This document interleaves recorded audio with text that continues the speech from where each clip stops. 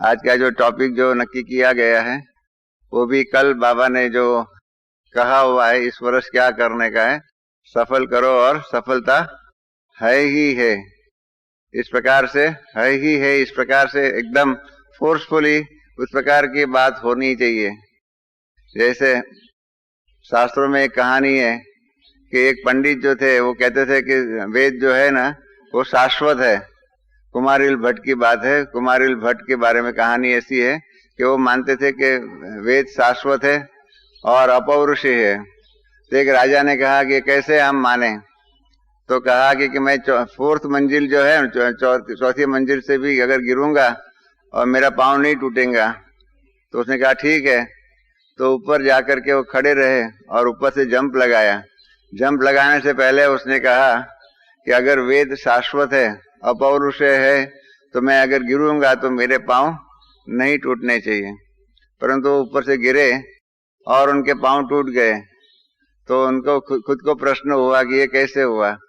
हाँ, तब लेखक ने वाकई कहानी है, दंत कथा है। बाबा ने भी आज मुरली में कहा इसकी दंत कथा में यही है कि दंत कथा के अंदर उसकी आकाशवाणी हुई और उसमें यही कहा कि आपने पहले क्यों ऐसा बोला कि अगर वेद शाश्वत है और अपौरुषेय है, तो आपने अगर बोल करके अपनी खुद की शंका उसके अंदर प्रस्तुत की, इसके कारण आपको इसकी सजा भोगनी पड़ी। तो उसी प्रकार से ऐसा ही यहाँ पर भी ऐसा ही है। इसलिए बाबा ने कहा कि सफल करो और सफलता है ही है, मतलब सफलता होने वाली ही है। उसके अंदर कोई भी बात की 19-20 का भी फर्क नहीं होने वाला है। बाबा ने जो कल जो कहा इसके बारे में एक बात समझने जैसी है कि इतने साल के बाद बाबा ने पहली बार क्यों ऐसा कहा, सफल करो और सफलता है ही है, क्यों कहना पड़ा। बाबा एक आदर्श शिक्षक भी, आप जानते हैं, बाप, टीचर और सदगुरु। सदगुरु की मुरली आपने सुनी होंगी, बाकी सबको गुरु कह सकते हैं। हम बाबा ने कहा ना कि सदगुरु का अर्थ ये भी है सत्य बताने वाला गुरु है, और दूसरा अर्थ ये भी हो सकता है जो मैंने सोचा है कि सदगुरु वो है कि जो सत्यों की स्थापना कर सकते हैं, वो है सदगुरु। तो इस प्रकार से सदगुरु भी है। तो बाबा एक आस्ते आस्ते हर बात की हमारी श्रद्धा जो है, हमारी विचारधारा जो है, उसमें आस्ते, जैसे आदर्श शिक्षक जो होता है, हमारे स्कूल के अंदर भी आपने देखा होगा, first standard, second standard, third, इस प्रकार से आगे बढ़ते बढ़ते आस्ते आस्ते जो भी स्टूडेंट होता है उसको तैयार करते हैं। उसके बाद मैट्रिक की एग्जाम होती है, फिर फर्स्ट ईयर, सेकंड ईयर, इस प्रकार का जो भी होता है, यहाँ 10+2+3, इस प्रकार से एक क्रमबद्ध और लॉजिकल शिक्षा की पद्धति और प्रणाली में होता है। इसके कारण क्या होता है, स्टूडेंट्स उन बातों को समझ सकते हैं और उसके आधार पर कार्य कर सकते हैं और उसकी बुद्धि चल सकती है। तो बाबा भी इसी प्रकार से, आज आप विचार कीजिए कि बाबा ने जिस ज्ञान के लेवल तक हमको लेके आए हैं, अगर वही पहले दिन से आज का ही जो ज्ञान का लेवल जो है पहले दिन अगर बता दिया होता, तो पहले दिन हमको कहा होता कि नहीं, सृष्टि इतना लंबा नहीं है, 5000 वर्ष की है सृष्टि, ऐसा आत्मा ऐसा है, परमात्मा सर्वव्यापी नहीं है, ऐसा पहले दिन कह दिया होता, तो 1937 में आकर के कहा हुआ होता, तो हम स्वीकार नहीं करते, एक्सेप्ट नहीं करते। ऐसा प्रयोग भूतकाल में, इतिहास में हो चुका है। 14th सेंचुरी के अंदर जर्मनी के अंदर और फ्रांस के अंदर ऐसे विचारक हो गए, मार्टिन लूथर जैसे विचारक हो गए, जिन्होंने उस समय की जो भी क्रिश्चियन धर्म की प्रणाली जो थी, जो रिचुअल्स जो थे, जो कर्मकांड जो थे, उसके ऊपर इन्होंने अपना विरोध प्रकट किया कि ये सब झूठी बातें हैं, जिस प्रकार से कुछ नहीं है, इस प्रकार का इन्होंने उसको डिस्कार्ड कर दिया। परिणाम रूप क्या हो गया? परिणाम रूप यही हो गया कि समाज जो है धर्म शून्य, श्रद्धा शून्य और चरित्र शून्य समाज बन गया। कारण क्या है कि जूनी जितनी भी प्रणाली जो थी, रिचुअल्स, कर्मकांड आदि थे, उनके ऊपर की लोगों की श्रद्धा तोड़ना और बहुत सहज बात है। एक कोई आज भी मैं किसी को किसी के बारे में विश्वास है वो तोड़ना बहुत सहज बात है, परंतु विश्वास बैठाना, हमारे पास ऊपर पीस पार्क है, उसमें लिखा हुआ है कि 5 पीढ़ी का संबंध जो होता है, रिलेशनशिप जो होता है, वो 5 मिनट के क्रोध के द्वारा आप भस्मीभूत कर सकते हो।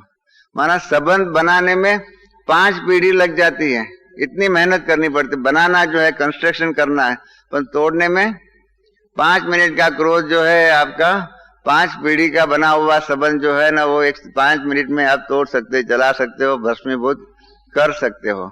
तो इसी प्रकार से जो भी 14वीं सदी तक धर्म के ऊपर, क्रिश्चियन धर्म के ऊपर जो भी लोगों की श्रद्धा थी वो इन्होंने तोड़ दी, परंतु नई विचार प्रणाली जो है उसके ऊपर श्रद्धा बिठाने का जो ताकत जो चाहिए, वैचारिक शक्ति जो चाहिए, उनके पास ऐसा बुद्धि बल चाहिए, वो नहीं था।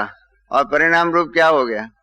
आज के जमाने में पश्चिम की दुनिया में जो धर्म शून्य, श्रद्धा शून्य, कैरेक्टर शून्य जो समाज जो हो गया है, उसका एक कारण, अनेक और कारण भी है, उसमें एक मुख्य कारण यही है कि मार्टिन लूथर आदि ने समाज की उन बातों के ऊपर श्रद्धा तोड़ दी। बाबा ने भी ऐसा ही किया। बाबा ने क्या किया? पुरानी बातों पर हमारी जो श्रद्धा थी वो तोड़ी, परंतु ऐसे आस्ते आस्ते तोड़ दी कि कब परिवर्तन हुआ मालूम ही नहीं है। हमारे पास जब बाबा बम्बई में आए हुए थे तो बाबा ने एक बार क्लास में पूछा सभी बच्चों को कि जो गीता का भगवान कृष्ण है अभी तक उसको मानने वाले हाथ खड़ा करे, ऐसा क्लास में सवाल पूछा। तो एक माता ने हाथ खड़ा किया कि बाबा मैं कभी भी ये नहीं मानूंगी कि गीता का भगवान शिव है, गीता का भगवान कृष्ण ही है।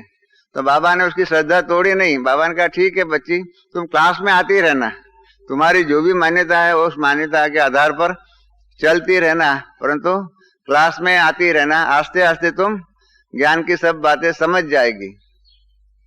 तो हो गया। इसके बाद 2-3 साल के बाद एक दिन मैं क्लास करा रहा था, तो गीता का भगवान के बारे में आया, तो मैंने भी सवाल पूछा कि अभी तक गीता का भगवान कृष्ण है ऐसा मानने वाले कौन है, वो हाथ खड़ा करे। तो किसी ने भी हाथ खड़ा नहीं किया, वो माता ने भी हाथ खड़ा नहीं किया। तो मैंने उस माता से पूछा कि आपने तो ब्रह्मा बाबा के सामने कह दिया था कि मैं मर जाऊंगी, परंतु मैं गीता का भगवान कृष्ण नहीं है ऐसा नहीं मानूंगी, मैं तो मानूंगी गीता का भगवान कृष्ण ही है। तो आपकी ये जो श्रद्धा जो थी गीता का भगवान कृष्ण, उसके बदले में गीता का भगवान शिव हो गया, वो कब परिवर्तन हुआ? तो सोचने लगी कि मेरा परिवर्तन कब हुआ। फिर आखिर ने कहने लगी मुझे मालूम नहीं है, पिछले 2-3 साल रोज मुरली सुनते सुनते मेरी जो पुरानी श्रद्धाएं जो थी उसमें परिवर्तन ऑटोमेटिक हो गया। तो ये बाबा की एक खूबी है कि बाबा जो है ना लॉजिकली एक आदर्श शिक्षक है, इनसे सीखने की जरूरत है, आदर्श सदगुरु है। इसके आधार पर क्या हो गया कि बाबा ने पुरानी बातों के ऊपर की विचारधारा के ऊपर परिवर्तन कराया, परंतु श्रद्धा शून्य समाज निर्माण नहीं किया। आज हमारे जितनी श्रद्धा, वैचारिक शक्ति, शास्त्रों के हमारी ईश्वरीय ज्ञान की बात जो भी कहो, इन सब के ऊपर वास्तविक दृष्टिकोण हमारा जितना है, रैशनल आउटलुक जितना है, इतना दुनिया में और किसी भी नहीं होगा। इसका कारण यही है कि शिव बाबा ने एक आदर्श शिक्षक बन करके हम सबको उसी लेवल पर आस्ते आस्ते आस्ते इसी लेवल पर लाया है। तो इसीलिए ये सफलता के पीछे में भी बहुत लंबी कहानी है। इस लंबी कहानी के ऊपर क्लास कराना हो तो कम से कम 3-4 दिन चाहिए, तब मालूम पड़ेगा कि इस लेवल पर कैसे आए। परंतु मैं तो पिछले साल की ही अव्यक्त मुरली, क्योंकि पिछले साल की मुरली के ऊपर बाबा is slowly and slowly building, जैसे मकान बनता है, 3rd फ्लोर बना, उसके बाद 4th फ्लोर बन सकता है, उसके बाद 5th फ्लोर बन सकता है। ऐसा तो नहीं कि सीधा ही 5th फ्लोर बनाना शुरू करे, हो सकेगा ऐसा बन ही नहीं सकता है। पहले ग्राउंड फ्लोर बनाना पड़ता है, 1st, 2nd, 3rd फ्लोर, फिर 4th, 5th, इस प्रकार से बनाना पड़ता है। स्टेप बाय स्टेप आगे बढ़ना होता है। ये बाबा इस प्रकार से करते हैं। तो पिछले साल की ही मुरली की बात बताऊं। पिछले साल बाबा ने अव्यक्त मुरली में 2 बार कहा हुआ है कि बच्चे, अभी आप जानते हैं हम बच्चों को योग के द्वारा 8 शक्तियां प्राप्त होती है, मालूम है ना सबको। सभी जगह पर आपने चित्र पढ़ा होगा, योग से 8 शक्ति समेट कहीं है, सामना करने की शक्ति, निर्णय करने की शक्ति, सहयोग की शक्ति, ऐसे 8 शक्तियां है। उसके अंदर बाबा ने कहा कि एक जो शक्ति जो है समेटने की शक्ति, उसका प्रयोग अभी करना शुरू करो। बाकी सभी शक्तियां जो है ना जीवन के हर पहलू में आएंगे, सामना करने की शक्ति, ये सारी बातें। पर समेटने की शक्ति कब काम में आती है? तो जीवन के अंत के समय पर, विश्व परिवर्तन के समय पर, ऐसे समय पर जो हमारी बिखरी हुई चीजें जो है, बिखरी हुई सारी दुनिया में कहाँ कहाँ कैसे कैसे बिखरी हुई होंगी, क्योंकि सफल करना है ना, सफल करने के लिए चीज तो हमारे पास चाहिए ना। अगर हमें समेटा हुआ नहीं होगा, अगर हमने समेटा हुआ नहीं होगा तो सफल क्या करेंगे, किसको सफल करेंगे? हमारे पास समेटी हुई शक्ति होगी, समेटी हुई हर प्रकार की बातें होगी, तो हम उसको सफल कर सकेंगे। जैसे कल बाबा ने कहा श्वास को सफल करो, समय को सफल करो और ज्ञान को सफल करो, परंतु ये सब समेटा हुआ होगा तब हम सफल कर सकेंगे ना। समेटा हुआ नहीं होगा, हमारा अभी भी कारोबार जो है दुनिया की इन सब बातों के ऊपर चलता होगा तो कहाँ से होगा? तो इसलिए समेटने की शक्ति के आधार पर अभी आगे का कदम जो है वो बाबा ने बताया, समेटने की शक्ति के बाद सफलता की। समेटने की शक्ति नहीं इस्तेमाल की हुई होंगी तो क्या होगा? हमने इसके ऊपर ज्ञानामृत के आर्टिकल समेटने की शक्ति का हमने इसमें लिखा हुआ है, बहुत डिफिकल्ट है। कई लोग ऐसा मानते हैं कि अंत समय में भगवान याद आना चाहिए, ये आना चाहिए, बहुत जरूरी है, परंतु भगवान कब याद आएगा? कई लोग समझते हैं भगवान बुद्धू है, भगवान में अक्ल नहीं है, इसलिए क्या करते हैं भक्ति मार्ग में अंत समय भगवान याद आवे इसलिए क्या करते हैं, अपने बच्चे का नाम नारायण रखते हैं। भाई क्यों नारायण रखा? तो अंत समय पर हम अपने बच्चे को याद करेंगे, नारायण नारायण नारायण, भगवान समझेगा मुझे याद किया, इसलिए भगवान मदद के लिए आ जाएगा। ऐसा समझ करके अपने बच्चे का नाम रख लेते हैं, ऐसा लोग समझते हैं, तो ऐसा पॉसिबल नहीं है। अंत समय में भगवान याद आवे। बाबा ने देखिए, बाबा ने कल भी बताया कि कितना सुंदर सफल कर दिया, अंत तक का समय सफल कर दिया। उस दिन यीशु दादी को पूछिए, 18 जनवरी के सुबह तक जितने भी कागज लिखना था तो सबका 11-12 बजे तक बैठ करके सभी पत्रों का जवाब लिख दिया। यीशु दादी को पूछते कि और कभी कुछ रहा है, अभी कुछ रहा है, अभी कुछ रहा है। इस प्रकार से जो भी काम पेंडिंग था सारा ही काम पेंडिंग काम पूरा कर दिया। और बाबा ने जैसे कहा कि अंत में यहाँ आकर के बाबा ने हिस्ट्री हॉल के क्लास में से विदाई लेते हुए भी निराकारी निर्विकारी वो सारी बातें जो कही वो कही, अंत तक अपना सफल किया। परंतु अंत तक क्या हुआ? अंत समय में अपना लौकिक कारोबार याद नहीं आया, लौकिक परिवार नहीं याद आया, ये ईश्वरीय परिवार भी याद नहीं आया। अंत समय में क्या बोला बाबा ने? बाबा ने यही कहा, शायद लगता है मैं बाबा के पास जा रहा हूँ, बाबा के पास जा रहा हूँ। वो ही उनके मुख से अंतिम शब्द निकले और बाबा के पास चले गए। इतने तक समेटने की शक्ति का उपयोग किया हुआ था कि ताकि अंत समय में, बाबा की साकार मुरली में 2-4 दिन पहले ही आया हुआ था, ऐसी भी गीता है कि जिसके अंदर अंत समय में अपनी पत्नी या पति याद आएगा तो क्या होगा, बच्चे याद आएगा तो क्या होगा, अपनी धन संपत्ति होगी याद तो क्या होगा, ऐसी भी गीताएं हैं। और ये हकीकत है, अंत समय जो है समेटा हुआ नहीं होगा। पश्चिम की फिलोसॉफी, वेस्टर्न फिलोसॉफी के बहुत बड़े प्रखर, उसके एक स्थापक सोक्रेटिस, सुकार्ट जिसको हिंदी में कहते हैं, सोक्रेटिस जो है उसने भी बहुत नई नई ज्ञान की बातें सुनाई हुई थी। जैसे क्राइस्ट को क्रूसिफाइड कर दिया, इसी प्रकार से सोक्रेटिस को भी विष पॉइजन दे दिया गया था। और वो पॉइजन दे दिया, उसको जेल में रखा हुआ था। वो जेल से भाग जाने की बहुत मार्जिन भी था, परंतु उसने कहा नहीं, मैं नियम को नहीं तोड़ूंगा। जिस दिन उसको पॉइजन दे करके उसकी हत्या करने की थी, उसी दिन उसके शिष्य आदि जो है, प्लेटो आदि सभी आजू बाजू बैठे हुए थे।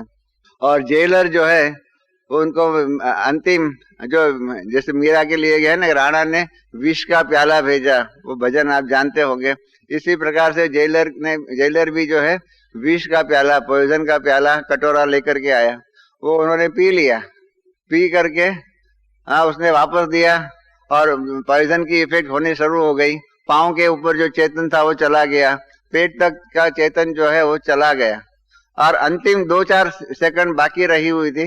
उसी टाइम पर प्लेटो ने, उसका जो पट्ट शिष्य था प्लेटो, जो बाद में बहुत प्रसिद्ध हुआ, प्लेटो भी, सोक्रेटिस के बाद प्लेटो सेकंड नंबर आता है विचारधारा में।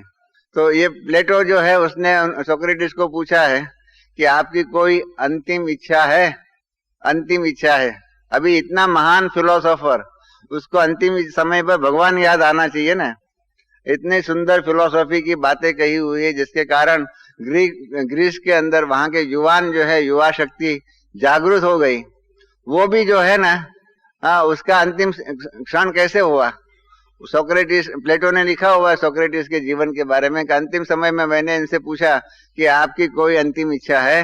तो सोक्रेटिस ने कहा कि हाँ, मेरी पत्नी जो है ना, उसकी पत्नी का नाम था जेम्पति। तो जेम्पति को कहना कि हमने पड़ोसी से 3 मुर्गी उधार ली हुई थी। आप जानते हैं पश्चिम में तो नॉनवेज खाते हैं, तो 3 मुर्गी जो है वो उधार ली हुई थी। उनको कहना वो 3 मुर्गी जो है उसको पड़ोसी को वापस दे दे। तो क्या हुआ? कौन याद आया? जेम्पति याद आई, पड़ोसी याद आया, 3 मुर्गी याद आई, और उनसे ली हुई उधार चीज है उसको वापस देना वो याद आया। भगवान याद नहीं आया। ये हकीकत है। इसलिए अगर समेटा हुआ नहीं होगा और अंतिम क्षण हमारे सामने आ जाएंगी तो क्या हो जाएगा? इधर उधर सारी जगह पर फैला हुआ होगा। कि अगर समेटा हुआ नहीं होगा तो अंत समय में बुद्धि उधर उधर भटकेंगी। इधर वो इधर है, वो इधर है, वो इधर है, चीजें उसके अंदर बुद्धि जाएंगी, बुद्धि भटकेंगी, परंतु एक पिता परमात्मा में बुद्धि स्थिर नहीं होंगी। इसलिए समेटने से पहले पहला फर्स्ट स्टेप यही है कि हमें अपना कारोबार को जितना हो सके इतना समेटा हुआ है या नहीं है। समेटा हुआ नहीं होगा तो क्या होगा?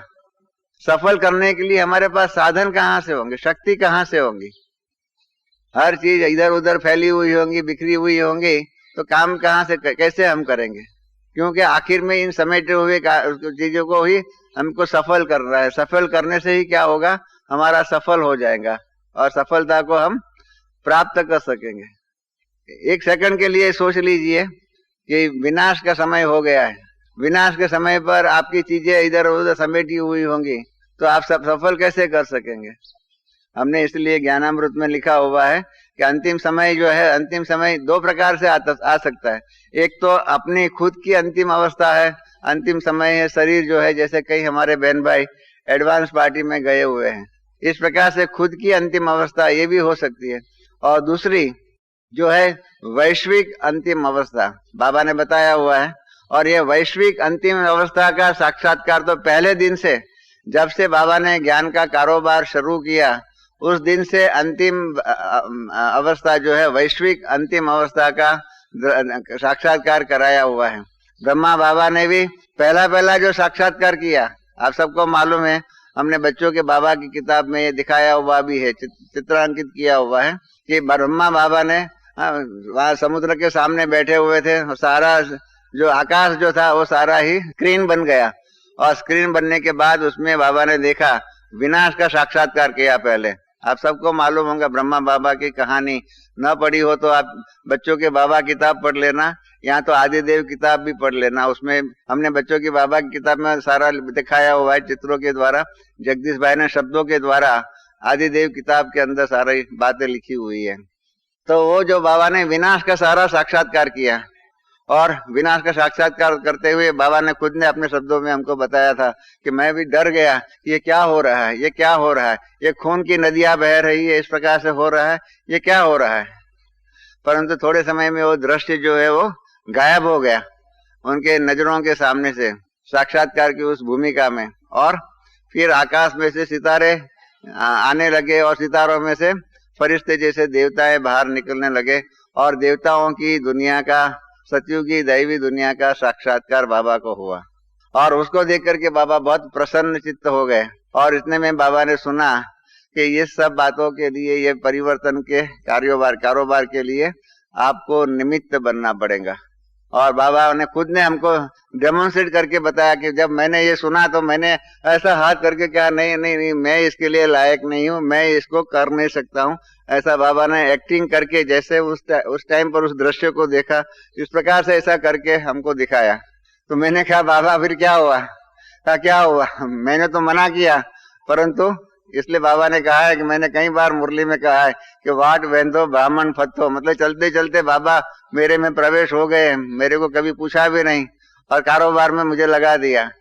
तो इसलिए बाबा विश्व परिवर्तन के कारोबार के लिए निमित्त बन गए। परंतु कहने का तात्पर्य यही है कि पहले से ही पहला साक्षात्कार से ही बाबा ने वैश्विक अंतिम अवस्था का साक्षात्कार करा दिया है और उसके लिए साधन आदि जो एटम बॉम्ब्स आदि जो भी आप जानते हैं वो तैयार कर दिए। और अगर इसका इस्तेमाल हो जाएगा तो क्या होगा, हमारी चीजें हमें समेटी नहीं हुई होंगी तो हम सफल कैसे करेंगे। बाबा ने और भी एक वार्निंग दे दिया है। हम बॉम्बे निवासियों को तो कई बार मुरली में ये सुनने को मिला है कि अंतिम समय में बॉम्बे जो है वो पानी में जाएगा। पढ़ा होगा आप सबने, पढ़ा है ना आप सबने कि बॉम्बे जो है, इसलिए मैं कई बार आप सबको निमंत्रण देता हूँ कि बॉम्बे देखना हो तो आप अभी आ जाइए। संगम युग में बॉम्बे देख सकेंगे, दिल्ली तो सतयुग में भी देख सकेंगे, हाँ, परंतु बॉम्बे सतयुग में नहीं देख सकेंगे। अभी देख सकेंगे कि बॉम्बे पानी में जाने वाला है। तो पानी में कैसे जाएगा, कैसे जाएगा? 2, 4, 10, 15 इंच पानी गिरेगा, इससे पानी में जाएगा क्या? पानी में जाने का एक तरीका है, रहस्य है, एक प्रक्रिया होने वाली है। वो कैसे होगी? क्योंकि ये वैश्विक परिवर्तन के लिए जो है ना, बाबा ने पहले से ही बताया हुआ है। कल्पवृक्ष के चित्र में ऊपर दिखाया हुआ है 3 बातें: international atomic war, natural calamities और सिविल वॉर्स।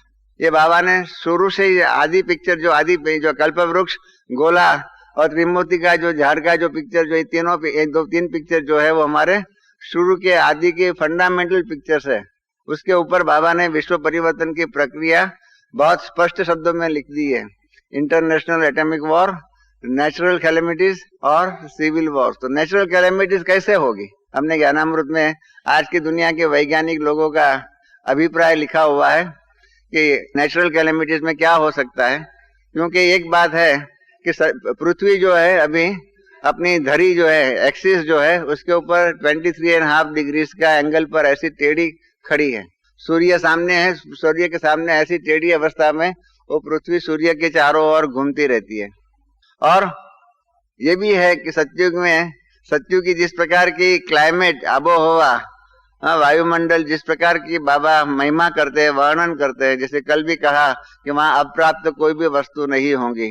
तो इस प्रकार का क्लाइमेट होने के लिए पृथ्वी जो है अपने एक्सिस के ऊपर सीधी होनी चाहिए, 90 डिग्रीज के एंगल पर होनी चाहिए, ऐसी राइट हैंड इस प्रकार से होनी चाहिए। अभी पृथ्वी ऐसी टेढ़ी हो गई है। कारण पृथ्वी के दोनों उत्तर ध्रुव और दक्षिण ध्रुव के ऊपर बर्फ आदि का वजन जो है ना वो बहुत हो गया है। इसके कारण ऐसा, जैसे मेरे शरीर पर बहुत बोझा होगा तो क्या होगा, मैं सीधा नहीं खड़ा रह सकूंगा, मैं थोड़ा टेढ़ा हो जाऊंगा। आप सबका अनुभव है, आपको भी बाल्टी उठानी होती है तो आप टेढ़े होते हो, तब तो बाल्टी उठ सकती है, तो टेढ़ा हो जाते हैं ना। इस प्रकार से पृथ्वी भी जो पहले सीधी थी इस पे ऐसी टेढ़ी हो गई है।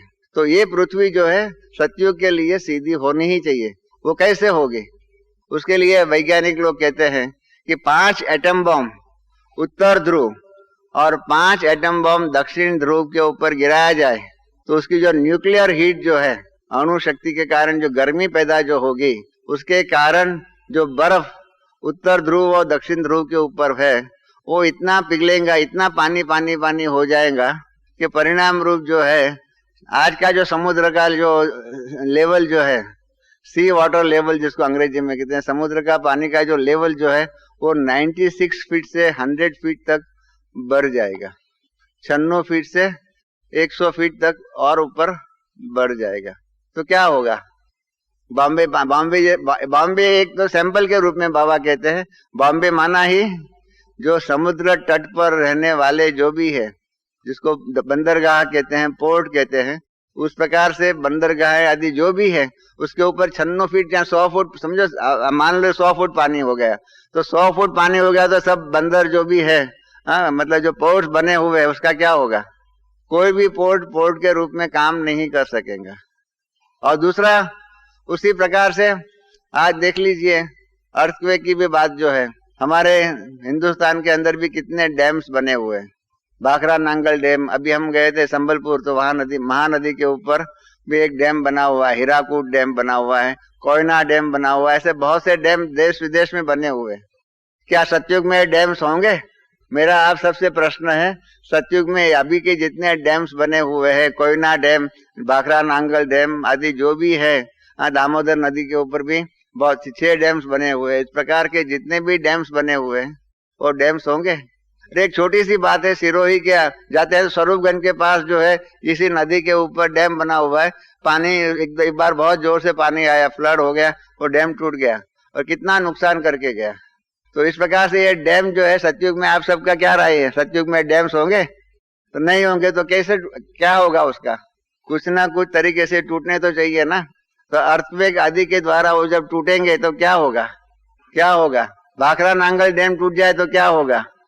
700 फुट पानी है उसमें, उस डैम के अंदर 700 फुट पानी है। 700 फुट पानी एक साथ में गिर जाए तो कितना फ्लड, कितना क्या नुकसान कर देगा। तो इस प्रकार से ऐसे नेचुरल कैलेमिटीज आएगी, उसके कारण क्या हो जाएगा? पोर्ट्स के रूप में नहीं होंगे, समुद्र के द्वारा जो भी कारोबार होता है वो कारोबार नहीं होगा। 85% ऑयल रिफाइनरीज जो है वो सब समुद्र किनारे है, क्योंकि ज्यादा करके ऑयल जो है समुद्र के अंदर से ही ज्यादा निकलता है, ज्यादा करके 85% वहां पर है। थोड़ी पॉलिटिकल कंसिडरेशन के कारण, जैसे मथुरा की ऑयल रिफाइनरी है मथुरा में, वो और बात है, थोड़ी वहां से आसाम से ऑयल निकलता है, उसके बाद और है। बाकी 85% ऑयल रिफाइनरीज जो है पानी में चली जाएंगी। तो पानी में चली जाएंगे तो आपको डीजल कहाँ से मिलेगा? पेट्रोल कहाँ से मिलेगा?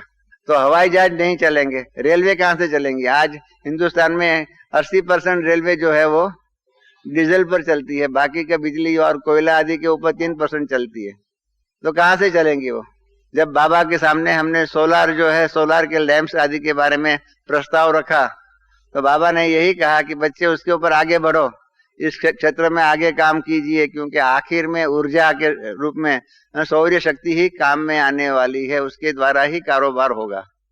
माना अंतिम समय में पेट्रोल नहीं मिलेगा, डीजल नहीं मिलेगा, ट्रांसपोर्ट नहीं होंगे, एरोप्लेन नहीं चलेंगे, ऐसे समय पर क्या होगा? ऐसे समय पर आपने समेटा नहीं हुआ होगा तो आप सफल कैसे करेंगे? आर्थिक अव्यवस्था इतनी हो जाएंगी, इंडस्ट्रीज सब बंद हो जाएंगी, इंडस्ट्रीज के अंदर रॉ मटेरियल नहीं आएगा तो क्या करेंगे? हमारे बम्बई के आजू बाजू में कुछ पैदा नहीं होता है, 100 माइल दूर से कम सब्जियां आदि जो भी है 100 किलोमीटर दूर से, नासिक, पुणे, यहाँ तो इधर सूरत, भरूच से वहां से सब्जियां आती है। ट्रांसपोर्ट में नहीं आ सकेंगे, क्या हो जाएगा? और एक सिंपल बात है, दवाइयाँ नहीं बनेंगी। किसी को डायबिटीज होगा, उसका क्या होगा? उसको इंसुलिन नहीं मिलेगा। ब्लड प्रेशर के मरीज को ब्लड प्रेशर की गोलियां नहीं मिलेंगी, ब्लड प्रेशर एकदम शूट अप हो जाएगा। डॉक्टर्स ऑपरेशन करना चाहे परंतु तो इंस्ट्रूमेंट, दवाइयाँ नहीं मिलेंगी, क्या होगा? आप उस अंतिम समय की परिस्थितियों को अपने सामने में लाइए। आर्थिक अव्यवस्था कितनी हो जाएंगी, सोशल प्रॉब्लम्स भी इतने आएंगे, उस समय पर क्या करेंगे? तो इसलिए ऐसे समय के लिए उसके पहले समेटा हुआ होगा तो अच्छा होगा। बाकी समेट करके समेटा नहीं होगा, किसी को दिया होगा और लोन के रूप में दिया होगा और किसी को दिया हुआ होगा। कपड़े का व्यापारी जो है बॉम्बे के अंदर, कपड़े का व्यापारी आज माल बेचता है, 6 महीने के बाद पैसा आता है, और 6 महीने के बीच में विनाश हो गया तो क्या होगा? धंधा की जगह पर रह जाएंगे। वास्तविकता है ये, है ना। हम दुनिया की बात कर रहे हैं, ज्ञान की अकेले की बात नहीं है। दुनिया की बातों के अंदर हम देखते हैं इस प्रकार से समेटा हुआ नहीं होगा तो क्या होगा? इसलिए सफल करना है तो उसके पहले समेटने की शक्ति का उपयोग करना पड़ेगा। समेटा हुआ होगा तो ही, लौकिक कारोबार से भी हमारी बुद्धि हटी हुई होगी तो होगा। लौकिक कारोबार में भी नहीं तो ये याद आएगा, वो याद है। हमने भक्ति मार्ग का ड्रामा बनाया था पहले जब ज्ञान में हम आए, उसमें यही था, एक माता जो है राम राम जपती है, उतने में कहती है, अरे बहू वो दाल जो है ना जरा देखना, फिर ये दूसरा कहना। इस प्रकार से हाथ में तो राम राम की माला थी, परंतु बुद्धि जो है ना वो घर के कारोबार में, वो सास की जो है बुद्धि भटकती थी। इस प्रकार से हमारा हो जाएगा। कंसंट्रेशन कहाँ से होगा? और अंतिम समय में तो इतनी विकट परिस्थितियां होगी, उस समय पर कंसंट्रेशन नहीं होगा तो आप अपना समय कैसे सफल कर सकेंगे? इसलिए पहले से ही इन सब बातों का अभ्यास करना पड़ेगा। लास्ट मिनट पर कुछ नहीं हो सकेगा। बाबा ने उसका भी प्रयोग हमको करके दिखा दिया। बाबा ने फिर 2 साल पहले हम सभी को कहा कि मैं आपको 6 मास का टाइम देता हूँ और 6 मास के अंदर में आपको 75% संपूर्ण बनना है और मैं और मेरे पन के बारे में 100% सफल करना, संपूर्ण बनना है। 6 मास के हिसाब से मई की 11 तारीख थी 2001 की। आप सबको मालूम है 12 मई को बाबा ने संदेश भेजा कि ठीक है बच्चे, जो जितना सफल हुआ इतना हो गया, संपूर्ण बनना इतना हो गया। हमारे में से कितना 75% संपूर्ण उस 6 मास में बन गए, बताइए। पहले से ही बताया हुआ था तो भी 6 मास के अंदर 75% संपूर्ण नहीं हो सके, ये करुण वास्तविकता है। और मैं और मेरापन, जिसके बारे में कल भी बाबा ने कहा कि मेरा मेरा कहना है तो मेरा बाबा कहो, नहीं तो सारे दिन में कितनी बार मेरा मेरा मेरा करते रहते हो। तो ये मैं और मेरापन के ऊपर 100% विजय प्राप्त करने के लिए कहा था। कहाँ तक हम सफल हुए? 6 मास का टाइम दिया हुआ था तो भी। तो अंतिम समय में इन सब बातों के ऊपर हम कैसे विजय प्राप्त करेंगे? सफलता माना ही विजय प्राप्त करने का, तो अंतिम समय में एक दिन में कैसा ऐसा अचानक हो जाएगा? 6 मास की टाइम लिमिट मिली हुई तो भी हम नहीं कर सके। इसलिए ये बात है, बाबा ने इसलिए एक अव्यक्त मुरली में कहा हुआ है, अंतिम समय का इंतजार मत कीजिए, उसके पहले उसका इंतजाम कीजिए। हम सब इंतजार में बैठे हुए हैं। बाबा को पूछते रहते, बाबा विनाश कब होगा, विनाश कब होगा, कब होगा? ऐसे जैसे समझते हैं कि लास्ट मिनट पर सब कुछ हम सफल कर देंगे। ये हकीकत में बताऊं आपको, ये नहीं हो सकता है। मैं वर्ल्ड यूनिवर्स स्पिरिचुअल ट्रस्ट का मैनेजिंग ट्रस्टी हूँ। तो 68 में उसकी स्थापना हुई, साकार बाबा के सामने ही हुई। यहाँ से नवंबर की 8 या 9 तारीख को मैं बॉम्बे चला गया उसको ट्रस्ट डीड बनाना, रजिस्टर्ड करने के लिए। और बाबा ने एक के बाद एक इंस्ट्रक्शन पत्रों के द्वारा देना शुरू किया। और पहला ही पत्र में यही लिखा था कि बच्चे, तुझे मैंने पैसा स्वीकार करने का, मेरी ओर से पैसा स्वीकार करने की स्वीकृति, अथॉरिटी दिया है, परंतु बच्चा ध्यान रखना, लेगा तो देना मुझे पड़ेगा, लेगा तो देना मुझे पड़ेगा। इसलिए मेरी जिम्मेदारी का ध्यान रख करके ही पैसा स्वीकार करना। इसलिए हम यज्ञ के कारोबार में पैसे को मिनिमम स्वीकार करते हैं। और इसलिए मैं आपको बताऊं कि क्या अंतिम समय में आप सब पैसा सफल करने के लिए आएंगे, यज्ञ स्वीकार करेंगे? क्यों स्वीकार करेंगे? जरूरत से ज्यादा क्यों लेगा? क्योंकि बाबा ने कहा है, बाबा ने लिखा कि बच्चा लेगा तो देना मुझे पड़ेगा। यज्ञ स्वीकार करेंगे और बाबा कैसे देगा अंतिम समय में? आज भी कई लोग हमको जमीन ऑफर करते हैं, हम नहीं स्वीकार करते। ये जमीन काम की नहीं है, नहीं चाहिए हमको। हम नहीं, कई बातों में अभी यज्ञ जो है ना, जो सोचता है कि स्वीकार करे नहीं स्वीकार करे। दादी जी आप पूछ लीजिए, अभी भी 2 दिन के पहले ही 150 गज 120 गज जमीन का हमने पूछा, एक भाई दे रहा है। दादी ने कहा नहीं, 150 गज की जमीन की ही होती है तो हम सोचेंगे। इस प्रकार से आज आस्ते आस्ते यज्ञ भी जो है ना अपना वैचारिक और आर्थिक बातों का स्तर ऊंचा करता जा रहा है। और उस टाइम पर अंतिम समय में आप आकर के लो बाबा पैसा रखो, आप यज्ञ कोई भी किसी का भी धन स्वीकार नहीं करेंगे। इसलिए अंतिम समय तक आप अपना धन का, अंतिम समय पर आप आकर के अपना धन आदि को सफल करने के लिए तैयार हो जाओ, इम्पॉसिबल है। यज्ञ स्वीकार नहीं करेंगे तो क्या होगा? इसलिए तो आपको मालूम होगा, हमारी मम्मा कई बार कहती थी कि किसी की दबी रही धूल में किसी की राजा खाए, किसकी आग जलाए और किसी की चोर लूट जाए। ये 4 बातें कही हुई थी। किसी की दबी रही धूल में, अर्थक्वेक आदि होगा तो क्या होगा? धूल में सब मिल जाएगा। किसी की आग जलाए, किसी को चोर लूट जाए। इस प्रकार की 4 बातें जो है, किसी का मतलब इस प्रकार का जो कारोबार होगा क्या होगा? हमारे भुज के अंदर अर्थक्वेक हुआ, गुजरात के अंदर अर्थक्वेक हुआ। अपने दैवी परिवार के एक भाई था, उसका बहुत सुंदर मकान बना हुआ था। 25-30 लाख रुपया खर्च करके उसने सुंदर मकान बनाया था। फर्स्ट फ्लोर पर रहता था और ग्राउंड फ्लोर में 10 बेड्स की हॉस्पिटल भी थी। बहुत सुंदर था। 26 जनवरी को अर्थक्वेक हुआ है। 25 जनवरी की रात को फर्स्ट क्लास अपने महल जैसे मकान में सोया हुआ था और 26 जनवरी को अर्थक्वेक हुआ।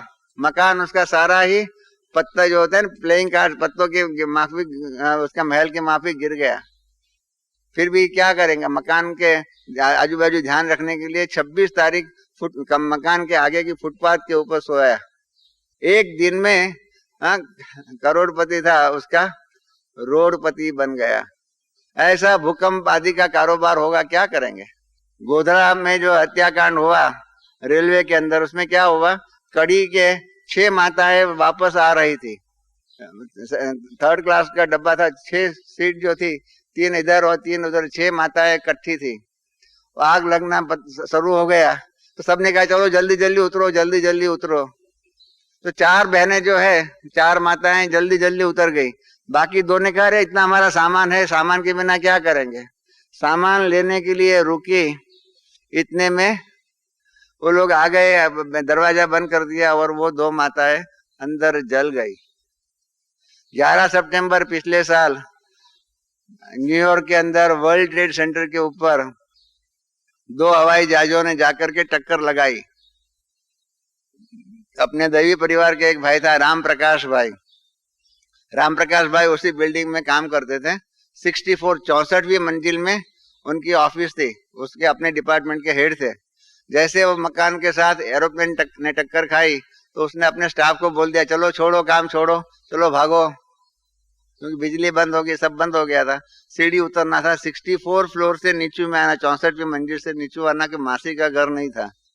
उसने अपने पड़ोस के दूसरे डिपार्टमेंट की एक हेड, एक बहन थी, माता थी, उसको कहा कि बहन जी चलो मकान छोड़ करके चले, मकान में कुछ हुआ है। उसने कहा मैं अपना, राम प्रकाश भाई आप जाइए, मैं अपना थोड़ा ये कारोबार करके निकलती हूँ। 10-15 मिनट उसके लिए रुकी। परिणाम क्या हुआ? राम प्रकाश भाई और उनके साथी सब नीचे उतर गए, और वो माता और उसके कारण उनके स्टाफ मेंबर, क्योंकि अगर बॉस नहीं उतरता है तो स्टाफ मेंबर कैसे उतरेंगे, वो सब वहां के वहां रह गए, खत्म हो गए। तो अपना कारोबार 10 मिनट के अंदर, सामान जो है ना, वो माता है जो 2 जल मरी, या तो ये राम प्रकाश भाई के साथी जो है मर गए। कारण क्या था? वो समेटना, जो 1 सेकंड में समेट करके चलो आगे का कारोबार करो, वो 1 सेकंड में नहीं कर पाए और इसके कारण खत्म हो गए। तो इसलिए कहने का भाव यही है कि बाबा ने जब कल कहा हुआ है कि समेटने की शक्ति का उपयोग करेंगे तब सफल होगा। अभी सफल कैसे होगा? सफल कैसे होगा? कल बाबा ने भी कहा, पैरामीटर्स में 3 एग्जाम्पल दिए कि अगर अपना जो भी है, आप अपना समय जितना सफल करेंगे, इतना क्या होगा, आपका सतयुग में आपका राज कारोबार भी इतना ही अविरत रूप में, नॉन स्टॉप के रूप में कारोबार चलेगा। आप कभी कभी अपना समय सफल करेंगे तो वहां का कारोबार, राज्य का कारोबार भी आपको कभी कभी मिलेगा। ऐसे ही बाबा ने कहा कि जिन्होंने अपना स्वास्थ्य सफल किया हुआ होगा, उसको वहां पर 21 जन्मों के लिए स्वास्थ्य ठीक मिलेगा, हृदय का अटैक नहीं आएगा, या श्वास नली अंदर जो नलियां जो है वो ब्लॉकेट जो हो जाती है, जिसके कारण बाईपास सर्जरी करानी पड़ती है, वो सब नहीं होगा। और ज्ञान जो है, ज्ञान माना ही समझ, तो इसके कारण बाबा ने कहा जिन्होंने ज्ञान का अच्छे में अच्छा सफल किया हुआ होगा, उनका क्या होगा? उनको वहां पर वजीर, मंत्रिमंडल, आज तो बाबा ने कहा, कल बाबा ने कहा कि आज तो मतलब मंत्री शपथ, प्रधानमंत्री शपथ लेते हैं, ओथ लेते हैं, और फौरन जो है वो मंत्रिमंडल बनाना पड़ता है। तो ये बातें जो है वो सफल कैसे होगी? अंतिम समय के समय पर आज की ईश्वरीय सेवाएं जो है वो कहाँ से काम में आने वाली है? आज हम जो ईश्वरीय सेवाएं करते हैं, क्योंकि सेवा के द्वारा ही सफल होगा ना। पैसा का ऐसी चीज है उसको खा भी नहीं सकते। हमारे प्योर गुजराती शब्दों में कहूं तो कुत्ते भी जो है ना पैसों को सूंघते नहीं है। इस प्रकार से ऐसा खाली पैसा पैसे के रूप में कभी सफल नहीं होता है, उसका रूपांतर करना पड़ेगा, कारोबार में रूप में, साधन के रूप में, या तो साधना के रूप में रूपांतर करना पड़ेगा। अब इसलिए सेवा की जरूरत पड़ती है। सेवा होगी तो सेवा के द्वारा ही आपके स्वास्थ्य सफल हो गए, आपके ज्ञान सफल होगा, आपका जो भी है तन मन धन आदि जो भी हो, सेवा के माध्यम के द्वारा, सेवा वो साधन है जिसके द्वारा आपका सफल हो सकता है। अभी सेवा कैसे करेंगे? अंतिम समय में अभी अपनी प्रदर्शनियां जो है, क्या अंतिम समय में हम प्रदर्शनियां कर सकेंगे? लोग देखने के आएंगे? भुज में जो तूफान हुआ, उस अर्थक्वेक हो गया, उस टाइम पर वहां प्रदर्शनी करते तो कौन देखने के लिए आता था? न्यूयॉर्क के अंदर ऐसा जो हो गया, दोनों बिल्डिंग वर्ल्ड ट्रेड सेंटर के गिर गए, उस टाइम पे प्रदर्शनी करते थे, यहाँ रिट्रीट रखते थे, यहाँ कॉन्फ्रेंस रखते थे, यहाँ सेमिनार रखते थे, यहाँ डायलॉग रखते थे, यहाँ कहते थे पॉजिटिव थिंकिंग का क्लास रखो, हाँ यहाँ वैल्यूज का क्लास रखो, उसके ऊपर ट्रेनिंग कोर्स रखो। क्या हो सकता था? कोई आएगा क्या? इसलिए अभी की जो ईश्वरीय सेवाएं जो है वो शांति समय की ईश्वरीय सेवाएं है। जिस शांति समय की ईश्वरीय सेवाएं करने से हमारा सफल होता है, स्वास्थ्य सफल होता है, तन मन धन जो है शांति समय की ईश्वरीय सेवा करने से, क्योंकि जिसके प्रति हम सेवा करते हैं वो लोग तो होने चाहिए ना। खाली आप प्रदर्शनी कर दो, कोई देखने वाला नहीं होगा, तो क्या आपकी प्रदर्शनी सफल हो गई? कॉन्फ्रेंस रख लिया, हॉल भी बुक कर लिया, तो कॉन्फ्रेंस में सुनने वाला बोलने वाला कोई नहीं होगा, खाली हॉल में जाकर के आप अकेले बैठ जाओ, इनसे क्या आपका सफल होगा क्या? तो इसलिए नए प्रकार की ईश्वरीय सेवाएं अंतिम समय के लिए ढूंढनी पड़ेंगी, निर्माण करनी पड़ेंगी, ये हकीकत है। अभी की जितनी सेवाएं हैं वो शांति समय की सेवाएं हैं, अशांति के समय की सेवाएं क्या होगी? इसका अनुभव हमको बाबा ने बॉम्बे में करा दिया था। एक बार क्या हो गया कि बॉम्बे में रायट्स बहुत हो गए, हिंदू मुसलमान के बीच में बहुत झगड़े हो गए, इसलिए सरकार ने कर्फ्यू डाल दिया। 5 दिन तक नॉन स्टॉप कर्फ्यू रहा, बीच में 1-1 घंटा छुट्टी देते थे ताकि लोग जो है दूध सब्जी आदि कुछ ला सके। 23 घंटा घर में बैठना पड़ा 5 दिन तक। तो उस टाइम पर मैं सोचने लगा कि अभी ऐसे समय पर जब कर्फ्यू है, बाहर नहीं निकल सकते, उस समय पर हम कौन सी ईश्वरीय सेवा करके कैसे हम अपना समय सफल करें, कैसे हमारा बुद्धि बल सफल करें, कैसे करें? कर्फ्यू के टाइम पर नहीं हो सकता। तो इस प्रकार से अशांति के समय पर क्या होगा? अशांति के समय की ईश्वरीय सेवाएं वर्तमान ईश्वरीय सेवाओं से अलग होगी, परंतु उस टाइम पर उसका निर्माण नहीं कर सकते हैं। अभी से ही ऐसी अशांति समय की ईश्वरीय सेवाओं का निर्माण करना होगा, तब तो उस समय पर हम उस ईश्वरीय सेवाओं को करने से हम अपना तन मन धन जो भी है उसको सफल कर सकेंगे। अभी अशांति समय की ईश्वरीय सेवाएं हमको पूरी नहीं आती है। मैंने पिछले टाइम हमारे भाई बहनों से पूछा था कि अभी हमारे पास कोर्सेज है, SML training, self management leadership training का प्रोग्राम है, वैल्यूज एजुकेशन का प्रोग्राम है, पॉजिटिव थिंकिंग का है, और चौथा है स्ट्रेस फ्री लिविंग। इस प्रकार से ये 4 कोर्सेज है। ये 4 कोर्सेज में से कितने भाई बहनों को सभी चारों ही कोर्स आते हैं? मैं अभी सारी सभा को पूछ रहा हूँ। हाँ, फिर से बोलता हूँ, SML ट्रेनिंग आप जानते हैं बॉम्बे यूनिवर्सिटी ने एक्सेप्ट किया हुआ है। मास्टर ऑफ बिजनेस एडमिनिस्ट्रेशन के अंदर 100 मार्क का पेपर उसके लिए रखा हुआ है। दुनिया में हजारों जगह पर SML ट्रेनिंग का कार्य हमारे उषा बहन आदि ने, बहुत सी बहनों ने किया हुआ है, करा रहे हैं। वैल्यू बेस्ड एजुकेशन के बारे में, वैल्यूज का भी चलता है। तीसरा है पॉजिटिव थिंकिंग, सकारात्मक चिंतन का है, उसके बारे में भी कोर्सेज चलते हैं। और स्ट्रेस फ्री लिविंग, तनाव मुक्त जीवन, ये 4 कोर्सेज है। 7 दिन का कोर्स तो सबको आता होगा क्योंकि वो तो प्रिलिमिनरी है, बेसिक है, परंतु उसके अलावा आगे का जो है 4 कोर्सेज जो है, ये शांति समय की ईश्वरीय सेवा के साधन है। ये किसको आता है? क्योंकि कल बाबा ने जो कहा ना, श्वास को सफल करना, इसे कोर्स कराने से ही होगा ना। प्रजा कैसे बनेगी? प्रदर्शनी भी समझाने के लिए प्रदर्शनी करानी पड़ेंगी, सिखानी पड़ेंगी, बोलना पड़ेगा, गाइड आते रहेंगे। मैं आपसे ये अनुरोध कर रहा था कि शांति समय की ईश्वरीय सेवाएं जो है, जिसके द्वारा हम अपना तन मन धन को सफल कर सकते हैं, उसके अंदर ही हमारी मास्टरी नहीं है, वो हम नहीं कर सकते हैं, तो अशांति के समय की ईश्वरीय सेवाएं कैसे कर सकेंगे? इसके लिए उसकी भी विधि आदि सीखनी पड़ेंगी, उसका निर्माण करना पड़ेगा। तीसरी बात ये भी एक सोचने की है कि सफल करने का कहाँ तक का करने का है, हमारा अंतिम लक्ष्य क्या है? सफलता तो है ही है, पर सफलता का अंतिम स्वरूप क्या है? तो अंतिम स्वरूप ये भी है सफलता का कि हमें 16 कला संपूर्ण बनना है। बराबर है?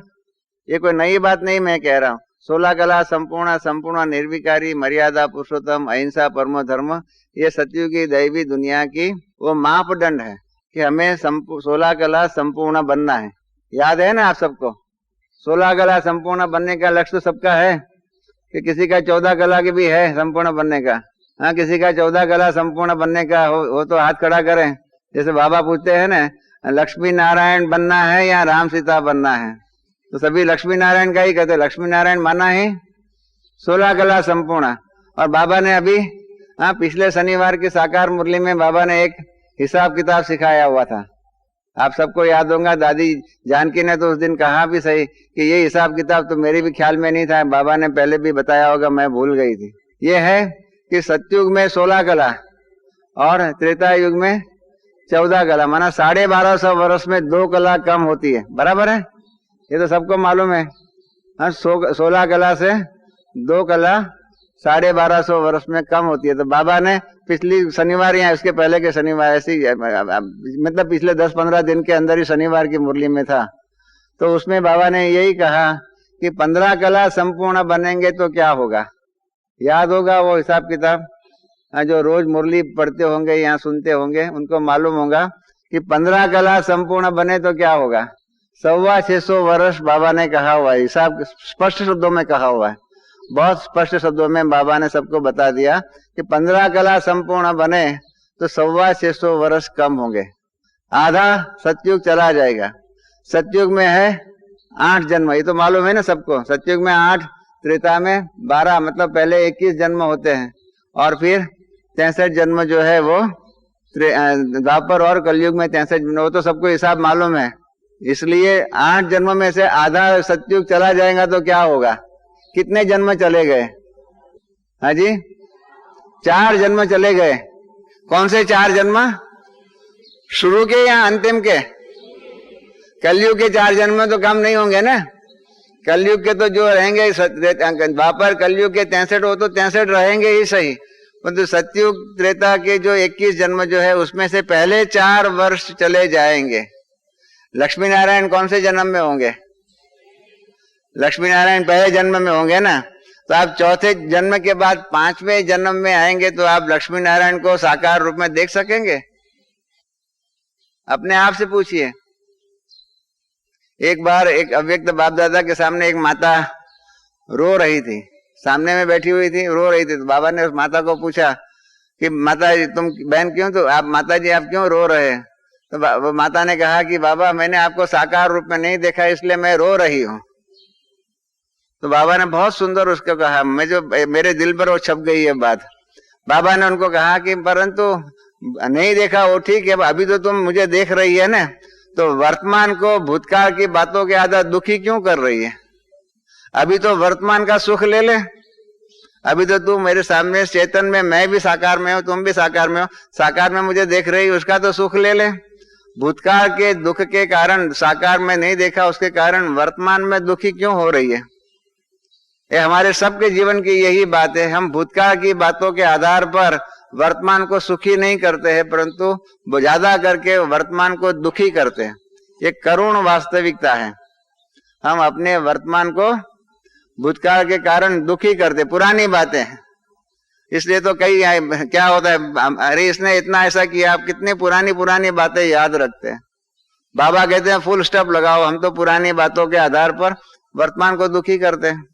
और फिर बाबा ने उस माता को कहा जो हम सब के लिए है, बाबा ने कहा कि ये तो अभी ड्रामा में नोंद हो गई कि तुम साकार में ब्रह्मा और सरस्वती को नहीं देख सकेंगे, परंतु अभी भी मार्जिन है तीव्र पुरुषार्थ करने का, अभी भी मार्जिन है कि तुम सतयुग की आदि रत्नों में आ जाओ, आदि प्रजा में आ जाओ, तो सतयुग में शिव बाबा मैं अपने लक्ष्मी और नारायण को देख सकेंगे। अगर तीव्र पुरुषार्थ नहीं किया, 16 कला संपूर्ण नहीं बने, 15 कला संपूर्ण बने, तो क्या हो जाएगा। पहले 4 जन्म चले जाएंगे, माना क्या होगा। हाँ, संपूर्ण ब्रह्मा बाबा और लक्ष्मी, 8 जन्म लक्ष्मी नारायण के, और वो तो हो गए, और लक्ष्मी नारायण बनेंगे। तो पहला लक्ष्मी नारायण ब्रह्मा सरस्वती के रूप में पहला लक्ष्मी नारायण को तो पहले 4 जन्म चले गए, तो क्या देख सकेंगे। इसलिए बाबा ने उस माता को कहा अभी भी तीव्र पुरुषार्थ कर ले, नहीं तो हमेश के लिए ड्रामा में नोंद हो जाएंगी कि ब्रह्मा सरस्वती को या लक्ष्मी और नारायण को तुम जड़ चित्रों में, मूर्तियों में और मंदिरों में ही देख सकेंगी, उसको चेतन में नहीं देख सकेंगी। जो इस माता को बाबा ने कहा, ये हम सब के लिए यही है तो हम इतने तक अपना जो भी तन मन धन है उसको इतने तक सफल करें कि हम 16 कला संपूर्ण बने और सत्युग की आदि प्रजा में, आदि रॉयल प्रजा को जो भी कहो, उसमें हम आ जाए। नहीं तो क्या हो जाएगा, लक्ष्य ही रहेगा। लक्ष्य जो है लक्षण के रूप में हम कभी भी उसका अनुभव नहीं कर सकेंगे। फिर जैसे वो माता रो रही थी ना, इस प्रकार से हम रोएंगे। इसका एक मार्जिन है। एक भाई को हमने पूछा कि धर्मराजपुरी में जाना है। एक बार एक क्लास में पूछा था, सबने कहा हमको धर्मराजपुरी में नहीं जाना है, परंतु एक भाई ने कहा, बहुत हिम्मतवान था, उसने कहा मैं तो धर्मराजपुरी में जाऊंगा। मैंने कहा क्यों? तो कहा मैंने ब्रह्मा बाबा और सरस्वती माता को उनको साकार में नहीं देखा है। धर्मराज सतयुग में जाऊंगा या नहीं जाऊंगा मुझे मालूम नहीं है, पर धर्मराजपुरी में जाऊंगा तो बाबा के राइट हैंड के रूप में ब्रह्मा सरस्वती बैठे हुए होंगे ना, वहां तो देखने को मुझे मिल जाएगा। आप सबको ये भविष्य मंजूर है? ताली तो बजाते हो। ताली क्यों बजाई? मंजूर है इसलिए धर्मराजपुरी में जाना है ब्रह्मा बाबा और मातेश्वरी को देखने के लिए। क्या विचार है कि सतयुग में जाकर के देखना चाहते हो? कहाँ? इतना मेरा अंदाज से मैं कह सकता हूँ, जो धर्मराजपुरी में जाएगा ना वो सतयुग में जाकर के लक्ष्मी नारायण को नहीं देख सकेगा। ये मेरी मान्यता है। सच है या नहीं भगवान जाने, बाबा जाने, परंतु ये इतना कह सकता हूँ कि धर्मराजपुरी के द्वारा उसको क्रॉस करके जाए और बात है, धर्मराजपुरी में जाकर के ट्रिब्यूनल में बैठे हो और बात है, जज बन करके बैठना और बात है, मुजरिम बन करके बैठना कठिन है। तो इस प्रकार से ये भी हमको नक्की करना है कि हमारा भाग्य हम इतने तक उसको सफल करें, हमारे साधन जो भी है इसको इतने तक सफल करें, हमारी साधनाएं भी इसको भी इतने तक सफल करें कि हम 16 कला संपूर्ण बने और सत्युगी दैवी सृष्टि में शुरू से आएंगे। हाँ, इसको ये आइडियल स्टेज है सफलता की। अभी भी मार्जिन है, सफलता हो सकती है। हम बाबा ने भी कहा है, लास्ट सो फास्ट और फास्ट सो फर्स्ट। हाँ, पहली गद्दी फिक्स है, बाकी की कोई भी गद्दी फिक्स नहीं है। अभी भी मार्जिन है, पुरुषार्थ के अंदर अभी भी मार्जिन है। नहीं तो क्या हो जाएगा, आखिर में क्या हो जाएगा? अभी तो राम सीता भी नहीं बनने वाले, आखिर में क्या कहेंगे? अरे जो भी मिला वो ठीक है। ऐसा जो भी मिला वो उसको ठीक, इसके कारण क्या हो जाएगा? ऐसा अपने तकदीर को, हम तो कहते हैं तकदीर जगा करके आए हैं, और ऐसा ना हो कि हमारी तकदीर के ऊपर हमें रोना पड़े। एक बात तो बहुत स्पष्ट है, हमने जब योग की प्रदर्शनी बनवाई ना, तो लास्ट पिक्चर योग की प्रदर्शनी की जिसके द्वारा विश्व की सेवा शुरू हुई, तो ये लास्ट का पिक्चर के लिए बाबा को हमने लिखा, ब्रह्मा बाबा को, कि बाबा ये लास्ट का पिक्चर का आइडिया और उसकी लिखत आप बना करके भेजो। बाबा को भी बहुत इंटरेस्ट आता था इस बातों में मदद करने के लिए। तो बाबा ने लास्ट चित्र की जो है ना, पृथ्वी जो है वो अंतिम अवस्था में है, एटम बम ऊपर है, इस प्रकार से, और नीचे की लिखत बना करके भेजा कि आपका भविष्य आपके हाथों में है। क्या लिखा बाबा ने, क्या मैटर लिखी? आपका भविष्य आपके हाथों में। इसका अर्थ क्या हो गया? हमारा भविष्य हम ही बना सकते हैं, हमारा भविष्य और कोई न बना सकता है न कोई बिगाड़ सकता है। ये बात तो सही है ना। अंग्रेजी में कहते हैं कि you can take horse to the river, घोड़ा जो है उसको आप पानी तक, नदी तक लेके जा सकते हो। आप पानी पिएंगे, घोड़े के पेट में पानी जाएगा? ऐसा कोई साधन है नहीं कि आप पानी पियो और उसके पेट में जाए। घोड़े को ही पानी पीना पड़ेगा। He must drink the water. You cannot drink water on behalf of your horse. ये हकीकत है। इसी प्रकार से दुनिया में सब जगह पर होता है। हमारा भाग्य जो है हम सफल करके इतने तक का श्रेष्ठ भाग्य बनाना चाहते हैं कि नई दुनिया के अंदर लक्ष्मी नारायण की आदि प्रजा के अंदर आ जाए कम से कम। तो हमारा भाग्य हम ही बना सकते हैं। हमारा भाग्य जो है ना, भर्तृहरि ने भी कहा हुआ है, पर्वतदात यदि कुबुद्धि रेशा। आप दूसरे किसी के आधार पर मेरा भाग्य बना या बिगड़ा ऐसा मानना ये कुबुद्धि, एक गलत भ्रांति है। इसलिए ये भ्रांति में हम न रहे कि हमारे बदले में और कोई पुरुषार्थ कर लेगा। हमारा पुरुषार्थ, हमारे कर्मों का हिसाब किताब हमें ही चुकतू करना पड़ेगा। आपको मालूम है ना, वाल्मीकि कहानी तो मालूम है ना। वाल्मीकि जिन्होंने रामायण लिखा, मालूम है ना? वो पहले क्या था? हाँ, वालिया कोली के रूप में डाकू था, याद है? मालूम है सबको। और नारद जी मिल गए, हमें भी ऐसा कोई नारद जी मिल जाए तो अच्छा है। नारद जी मिल गए, नारद जी ने कहा कि तुम ये डाकूगिरी करता है, इतना पाप इकट्ठा करता है, तेरे परिवार वाले उसमें सहयोगी है, याद है ना कहानी? कि भूल गए हो? तो वाल्मीकि ने कहा कि हाँ, क्यों नहीं, मेरे पति पत्नी बच्चे आदि जो भी है वो सभी पाप में भागीदार है, पार्टनरशिप में है। तो कहा जाओ जाके पूछ के आओ। तो उसने नारद जी को वृक्ष के साथ रस्सी से बांध दिया और वो अपने मियाँ, अपनी पत्नी, बच्चे को सबको पूछने के लिए गया। फिर क्या हुआ?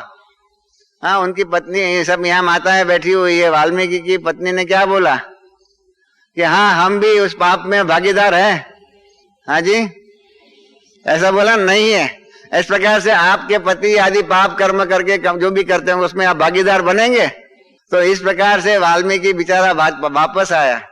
तो यही बात हमारे लिए भी है। हम कई बार कितने भी कर्म करते हैं उसमें कई अनेक प्रकार के विकर्म करते हैं, परिवार के लिए करते हैं, औरों के लिए अनेक प्रकार की बातें बोलते हैं, कई बार झूठ का इस्तेमाल कर लेते हैं। इनसे क्या होता है?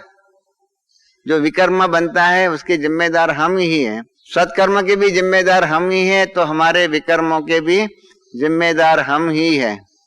अभी तक अज्ञान काल में जो भी विकर्म किए उसको योग के द्वारा भस्मीभूत कर सकते हैं, परंतु अभी तो जैसे एक अच्छे कर्म का 100 गुना या 1000 गुना फल देने के लिए बाप तैयार है, उस प्रकार से एक गलत काम किया, सफलता के बदले में असफलता के रूप में कुछ हो गया तो इसका भी दंड भी इतना ही पड़ने वाला है।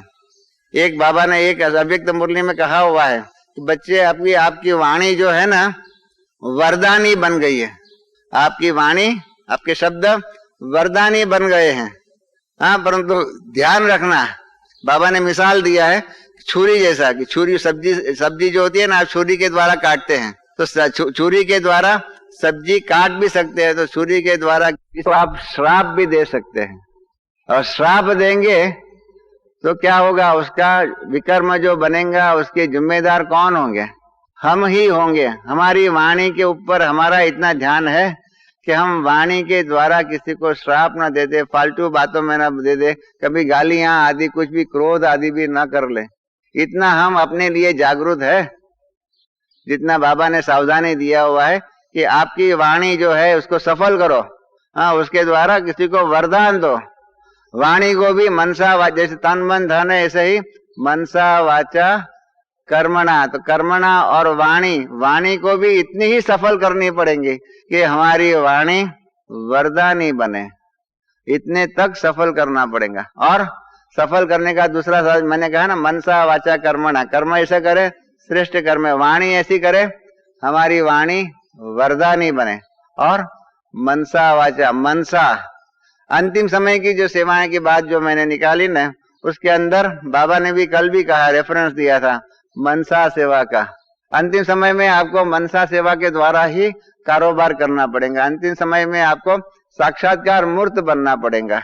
अंतिम समय में हमारे पास एक और साधन है, जिस साधन की साधना हमारे में से बहुत कम बहन भाइयों ने किया हुआ है, जिसके बारे में अव्यक्त बाप दादा ने एक मुरली में, एक दो मुरली में रेफरेंस दिया हुआ है कि अंतिम समय के समय पर आप सबके अपना सूक्ष्म शरीर भी है।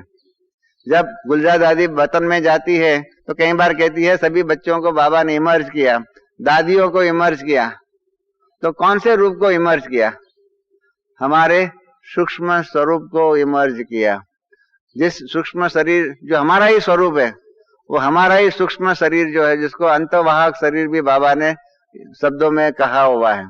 तो एक तो मनसा सेवा की सेवा के बारे में भी अब से ही हमारे पास ताकत होनी चाहिए कि मनसा सेवा के द्वारा हम अपना सफल करें तन मन धन को।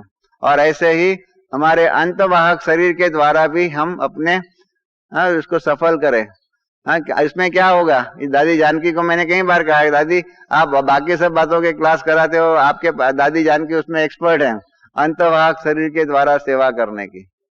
तो ये अंतवाहक शरीर के द्वारा सेवा कैसे करेंगे? दूसरा है, अभी हम नींद इतनी करते हैं, हमारा निंद्रा योग है। सफल करना है तो नींद को भी सफल कर सकते हैं, उसको योग निद्रा में परिवर्तन करो।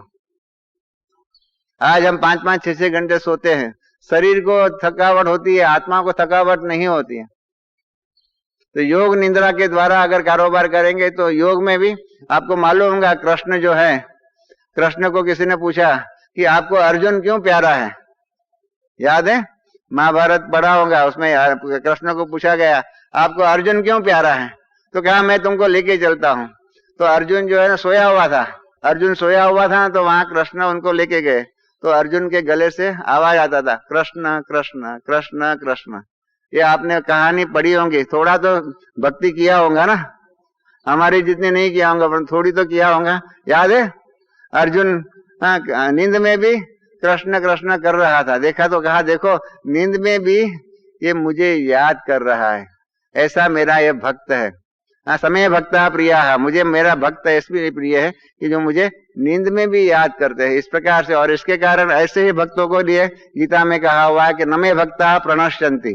तो ख्याल आया, ऐसे अर्जुन नींद में भी, ये इसको कहते हैं योग निद्रा, कि जिस योग निद्रा के अंदर भी हम बाप को याद कर सकते हैं, इस योग निद्रा के अंदर भी हम अंतवाहक शरीर के द्वारा ईश्वरीय सेवाएं कर सकते हैं और अपना तन मन धन सफल कर सकते हैं। क्योंकि बाबा ने कहा, और दादी जानकी भी कहती है कि नींद और खाना ये जितना भी हम बढ़ाना चाहे इतना बढ़ा सकते हैं, और जितना कम करना चाहे इतना कर सकते हैं। ऐसे ही कोई भी बात बनती है ना, दादी जानकी भी ये कह रही है कि कोई भी बात बनती है उसको जितनी बढ़ाना, रज का गज, गुजराती में रज का गज करते हैं, या गज का भी रज करना हमारे हाथों में है। हम उसमें एक्सपर्ट है, छोटी बात को बड़ी बात करना, हम उस बात में एक्सपर्ट है। हम बड़ी बात को छोटी कर रहा, इसमें ही शक्ति की जरूरत है, उसमें भी समझ की जरूरत है, इसमें ही पुरुषार्थ की जरूरत है। हमारा समय इसमें ही चला जाता है, हम छोटी बात के कारण इतने हम परेशान हो जाते हैं, इसमें इतना हमारा बुद्धि योग विचार सागर मंथन चला जाता है, हमारी अवस्था बिगड़ती है। इसके कारण क्या होगा, ऐसे अंतिम समय पर हमारी अवस्था बिगड़ती रहेंगी, व्यवस्था बिगड़ती रहेंगी, हम कहाँ से आगे बढ़ेंगे, कैसे हम सफल कर सकेंगे? इसलिए अपने आप से पूछिए, अपना चार्ट रखिए और उसके द्वारा देखिए कि सारे दिन में हमारी अवस्था कहाँ तक और कितनी बिगड़ी। जिनकी अवस्था बिगड़ती होंगी वो कैसे संपूर्ण रूप से सफल करेंगे, आप ही बताइए। और जिनकी व्यवस्था शक्ति इतनी अच्छी नहीं होंगी वो भी कैसे सफल कर सकेंगे। इसलिए अवस्था और व्यवस्था, इन दोनों के बातों के ऊपर भी हमारी मनसा वाचा कर्मणा तीनों का ही पूर्ण रूप में आधार है। हमारी अवस्था कैसे होनी चाहिए, श्रेष्ठ होनी चाहिए। और एक और बात भी है कि संपूर्ण तो बन गए, और साथ साथ नई दुनिया का कारोबार करने के लिए उसके भी अनुभव का प्राप्ति अभी से ही होना चाहिए। अगर नई दुनिया के कारोबार के लिए उसकी भी विधियां जो है ना अभी से सीखनी पड़ेंगी, उसके लिए तैयार नहीं होंगे तो क्या होगा, रॉयल रूप में बाबा बैठा देगा, विश्व का कारोबार के लिए निमित्त आपको नहीं बनाएगा। इस प्रकार से ये भी विधि विधान जो है ना, आप यहाँ कहीं मेहता बहनें बैठी है, टीचर भी थोड़ी बैठी हुई है, टीचरों को मालूम होगा लौकिक दुनिया का आपका घर का कारोबार और ईश्वरीय सेवा में संपूर्ण बन समर्पित हो गए, उसके दोनों प्रकार के जीवन में फर्क है या नहीं? पहले का जीवन और समर्पण जीवन में फर्क है। इस प्रकार से अभी का जीवन और सत्युग के जीवन में फर्क होगा। सत्युग की दुनिया का कारोबार कौन करेगा? हम बच्चों को ही करना पड़ेगा। बाबा का कितना सुंदर प्लानिंग है कि ब्रह्मा बाबा को अव्यक्त इसलिए बनाया कि नई दुनिया के कारोबार के लिए अभी से ही उसको ट्रेनिंग दे रहे हैं, हर बात में साथ में रखते हैं। इसलिए तो बाप दादा कहने में आता है, हम भी बाप और दादा ब्रह्मा बाबा को दादा शिव बाबा के साथ रखते हैं हर कारोबार में। इस प्रकार से बाबा नई दुनिया के विश्व के कारोबार की स्थापना में मददगार के रूप में ट्रेनिंग दे रहे हैं। ऐसे हमें भी इसकी ट्रेनिंग लेनी पड़ेगी। मैंने ज्ञानामृत के अंदर लिखा हुआ है कि इस नए विश्व के कारोबार के लिए अब से ट्रेनिंग नहीं ली हुई होंगी तो प्रश्न जब आपके सामने हमारे सामने आएंगे हम फंबल हो जाएंगे, कहेंगे अरे ये कैसे हम कर सकेंगे, ये तो हमको आता नहीं है।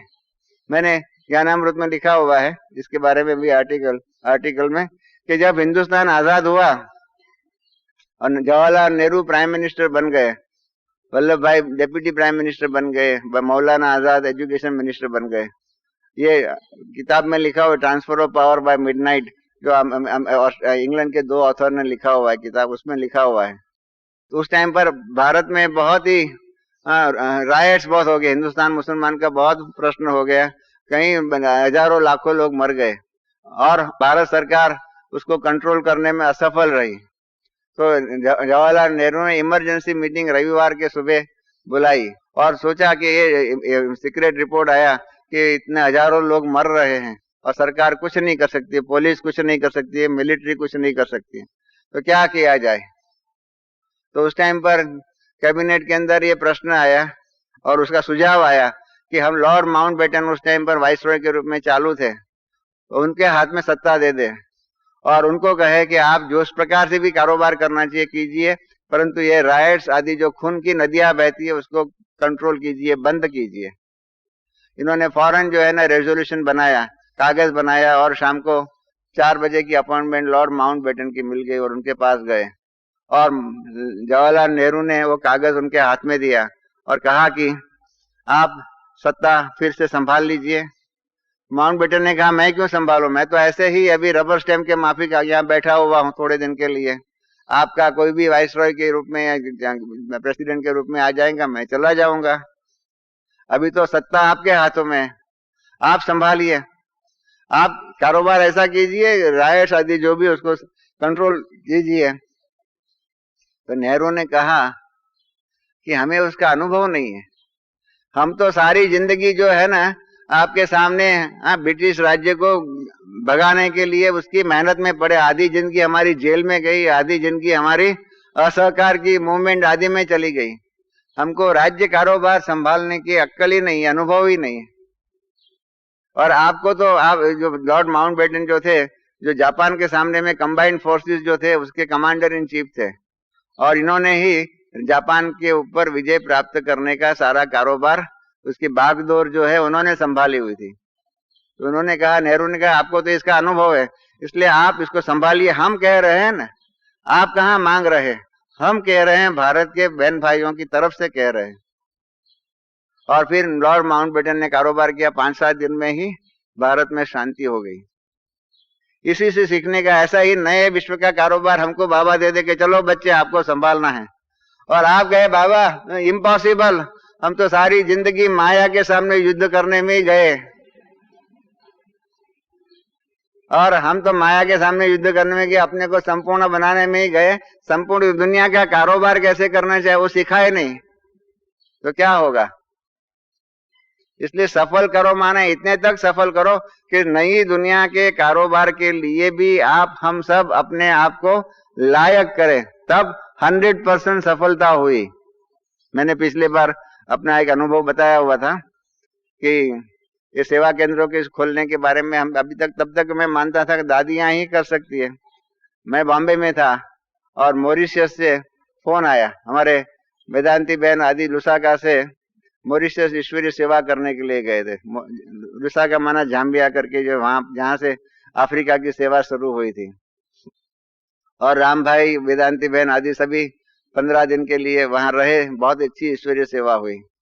और शुक्रवार रात को 10 बजे बॉम्बे में हमको फोन आया, वेदांती बहन, राम भाई आदि जो भी उनके सारी पार्टी थे, रावल भाई थे, सब ने हमको फोन किया कि रमेश भाई यहाँ बहुत अच्छी सेवा चलती है, अभी यहाँ हमको आज शाम को एक मकान मिला हुआ है, इस मकान के लेकर के हम यहाँ पर सेंटर की स्थापना करें या न करें। आप हाँ कहेंगे तो हम मकान का कॉन्ट्रैक्ट कर लेंगे, किराया पर ले लेंगे, ना कहेंगे तो कल सुबह हमारी 6 बजे की फ्लाइट है, उसके द्वारा हम वापस लुसाका चले जाएंगे, आप बताओ हम यहाँ सेंटर खोले या ना खोले। हमने कहा भाई साहब इसका मुझे अनुभव नहीं है, इसके बारे में तो निर्णय दादियां करती हैं या बाबा करते हैं, आप कहो तो मैं दादियों से पूछ करके, मैं 2 दिन के बाद जाने वाला हूँ, पूछ करके फिर आपको बताऊं। इन्होंने कहा दैट इज इम्पॉसिबल, अभी मकान मिल रहा है, मकान लेना ही पड़ेगा, यहाँ तो छोड़ना पड़ेगा। हमने कहा ले लो, इसके बाद 3 दिन के बाद छोड़ देना। कहा ये भी पॉसिबल नहीं है, मकान का कॉन्ट्रैक्ट 3 साल का करना पड़ेगा, 3 साल तक हम छोड़ नहीं सकेंगे, आपको 3 दिन के बाद छोड़ देना, ये भारत नहीं है, ये मॉरिशस है। तो मैंने कहा परंतु ये तो दादियां निर्णय करती है, बाबा करते हैं, मैं तो नहीं करता, मुझे मालूम नहीं है आप वहां मॉरिशस में खोल सकते हैं या नहीं खोल सकते। तो कहा आपको ही बताना होगा, नहीं तो कुछ नहीं। तो मैंने बाबा को याद किया, मैंने कहा मालूम नहीं है, मैं अनाधिकारी चेष्टा करता हूँ या क्या करता हूँ। मैंने कहा ठीक है आप कर लो, अगर मना होंगी जो भी दंड होगा मैं भोग लूंगा, परंतु आप खोल लो। उन्होंने मकान ले लिया, सेंटर खुल गया। 2 दिन के बाद मैं मधुबन में आया, अव्यक्त बाप दादा की पधरावनी हुई थी। मैंने बाबा के सामने अपने ये गलती का एहसास किया, कहा बाबा हमने गलती किया कि ऐसे दादियों से पूछे बिना और आपसे पूछे बिना ऐसे मॉरिशस सेंटर का मकान का हमने हाँ कह दिया। तो बाबा ने फिर से पूछा किसने हाँ किया? मैंने कहा मैंने हाँ किया। 3 बार बाबा ने पूछा, तो मैंने समझा मालूम नहीं है बाबा सुनते क्यों नहीं है, घड़ी घड़ी पूछते किसने बोला। मैं 3 बार बोला मैंने किया मैंने किया मैंने। बाबा ने कहा नहीं तुमने नहीं किया, तेरे द्वारा तुम्हारे द्वारा मैंने उसको छुट्टी दिया। इस प्रकार से बाबा हम बच्चों को ट्रेनिंग दे रहे हैं नए विश्व के कारोबार की। मैं वास्तविकता बताऊं, बाबा ब्रह्मा बाबा जब अव्यक्त हो गए ना, तब हम बहुत से सवाल जवाब जो है संदेश के रूप में बाबा से पूछते थे, मार्गदर्शन लेते रहते थे। आस्ते आस्ते बाप समान बनना माना बाप समान निर्णय और बाप समान कारोबार करने की शक्ति डेवलप करना। तो आज हम बहुत कम बातें जो है बाबा से पूछते हैं, अनेक बातों का निर्णय करने की शक्ति हमारे में बाबा ने डेवलप कर दिया है, अनुभव करा दिया है। तो इसलिए संपूर्ण बनना माना संपूर्ण बनने के साथ साथ निर्णय करने की शक्ति, यथार्थ निर्णय। क्योंकि ये भी है कि अगर हमने गलत निर्णय किया तो भी हम भी उसके लिए जिम्मेवार होंगे। तो इसलिए जो जिसको कहते हैं अंग्रेजी में प्रिंसिपल ऑफ अकाउंटेबिलिटी, सारी दुनिया के अंदर आज दुनिया में कोई भी जज गलत निर्णय दे देगा उसको कोई दंड नहीं हो सकता है। मतलब यज्ञ के अंदर अगर आपने गलत निर्णय दिया और उसके कारण सामने वाले ने गलती किया, उसके लिए निर्णय देने वाले जिम्मेदार होंगे। सारी दुनिया में ऐसी व्यवस्था जो है किधर भी नहीं है। इतने यज्ञ में ही बाबा ने यह नियम बनाया हुआ है कि आपको इतना संपूर्ण अपने आप को कारोबार में बनाना पड़ेगा कि आप कोई गलत निर्णय नहीं ले सकते। अगर लिया इसके जिम्मेदार आप होंगे। दुनिया के अंदर कोई भी जगह पर धंधे आदि किसमें भी कोई भी निर्णय करने वाला, बिजनेस में भी होता है, कोई जिम्मेदार नहीं होता है। यहाँ बाबा हम बच्चों को इसलिए जिम्मेदार करते हैं कि सत्युग की दुनिया के अंदर हम कोई भी ऐसा गलत निर्णय न करें। इस प्रकार की ट्रेनिंग बाबा हम बच्चों को दे रहे हैं। बाबा इसलिए मैंने शुरू में ही कहा आदर्श शिक्षक है। आदर्श शिक्षक करके हमको इतने तक सफल और संपूर्ण बनाते हैं कि नए विश्व का कारोबार हम सर्वश्रेष्ठ स्वरूप से, हम बाबा ने जैसे कल कहा ना नवजीवन, इस प्रकार से नई दुनिया का नवजीवन, नई दुनिया का नया कारोबार आदि को अच्छे में अच्छी रीत से कर सके, इतने तक हम अपने आप को सफल और संपूर्ण करें, यही हमारा लक्ष्य है। तो कल की मुरली के आधार पर तभी इसकी सार्थकता है। मुरली तो सबने सुनी सन्मुख में सुनी हुई है। तो सन्मुख में जब सुनी हुई तो गुरु दक्षिणा के रूप में ये तो नक्की करना होगा ना कि हाँ बाबा हम अपना जो कुछ है उसको 100% सफल करके संपूर्ण बन करके सत्युगी सृष्टि की आदि में आएंगे। बराबर है ये निर्णय? हाँ, किसी को करना आदि नहीं है, सत्युग में नहीं आए त्रेता के आदि में आए तो भी चलेगा, ऐसा तो नहीं है ना। तो इस प्रकार से इतने तक सफलता का सार जो है, रहस्य जो है, उसका विचार सागर मंथन करके आप भी उसके बारे में आगे करिए, बात करिए। ओम शांति।